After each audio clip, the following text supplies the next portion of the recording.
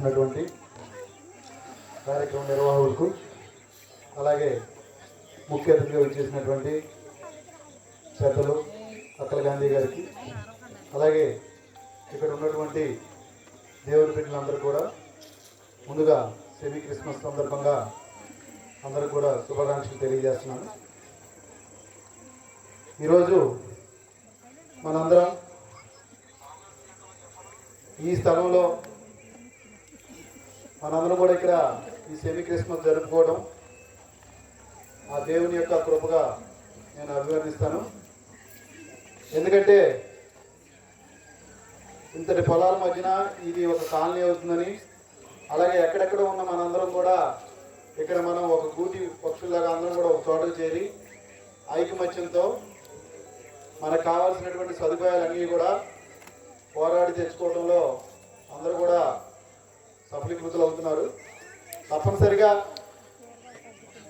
మీరు, ఎందుకంటే చేసేవాళ్ళు మేమెవరు, చేయించుకునే వాళ్ళు ఎవరు, అంతా కూడా దేవుడి దయ.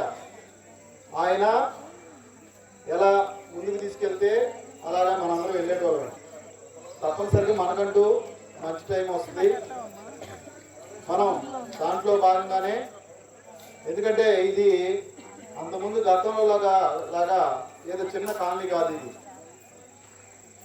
ఇది కాలనీ దాదాపుగా మొత్తం ఏంటంటే పెద్ద లేఅవుట్, 130 ఎకరాల లేఅవుట్. ఇది ఇంత 130 ఎకరాల లేఅవుట్లో మనం కాకుండా విజయవాడ నుంచి అర్బన్ ఏరియాలకు కూడా సంబంధించి అందరికి సంబంధించినటువంటి తయారు చేసినటువంటి లేఅవుట్.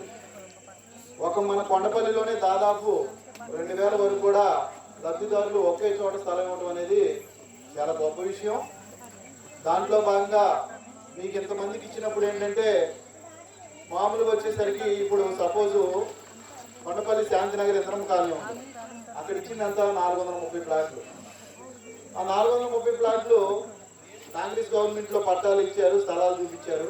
తదనంతరం డెవలప్మెంట్ జరగలేదు.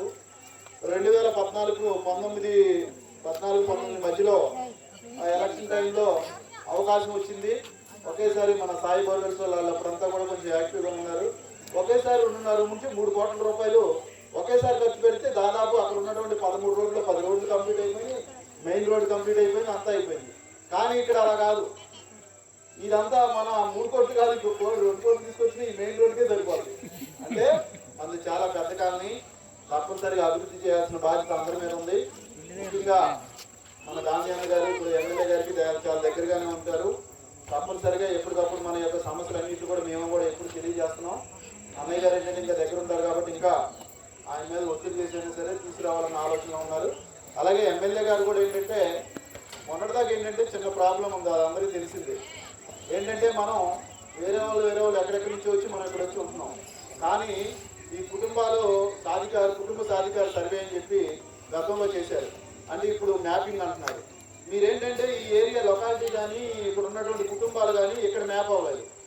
మనం ఎక్కడ మ్యాప్ అయ్యామంటే మనకు సపోజ్ మనం శాంతినగర్లో ఉంటున్నాం, ఇక్కడ ఇల్లు వచ్చింది, ఇక్కడికి వచ్చాం కాబట్టి మన ఇంకా అక్కడే మ్యాపింగ్ ఉంది.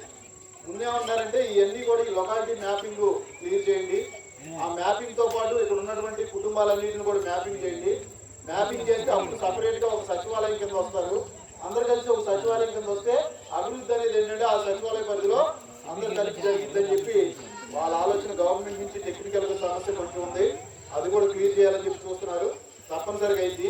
ఈ లోపు ఏంటంటే ఈ మెయిన్ రోడ్డు వేయాలని చెప్పి తెలియజేశాం. శాసనసభ్యులు గారు కూడా దానికి సంబంధించి ఇందాక అన్నగారు చెప్పినట్టు కొంచెం పెద్ద అమౌంట్ కావాలని చెప్పాం. తప్పనిసరిగా మెయిన్ రోడ్డు ఒకటి వేద్దామని చెప్పారు. తప్పనిసరిగా వేస్తారు. మేము కూడా ఏంటంటే తప్పనిసరిగా పోరాడతాం. మీ కాలనీ నుంచి కూడా బాలాజీ కానీ మన అమ్మాయి రాయూరి మన అమ్మాయి కానీ అందరూ కూడా ప్రతి ఒక్కరు కూడా అందరూ కూడా రిపీటెడ్గా 1-10 సార్లు ఇప్పుడు ఉన్నటువంటి పెద్దలందరూ కూడా అందరూ కూడా తిరుగుతున్నారు. తప్పనిసరిగా ఏదో చేయాలని చేయబట్టే ఈ రోజున ఇక్కడ ఉన్నటువంటి కాకుర్తి ఇప్పుడు ఈ స్తంభాలు లైట్ కానీ ఇవన్నీ కూడా లైట్లు అన్నా వచ్చినాయంటే వీళ్ళు 1-4 దగ్గర బట్టి చాలా చిన్న సమస్యలు ఉన్నా కానీ అవసరమైతే మీ సొంత డబ్బులు పెట్టి వెచ్చించుకొని మీరు చేసుకుంటున్నారు. కానీ దురదృష్టి కాదు, మొన్నటిదాకా మున్సిపాలిటీ అయింది కానీ మాకు బోర్డు లేకపోవడం 4 సంవత్సరాల పాటు ఉంటాం.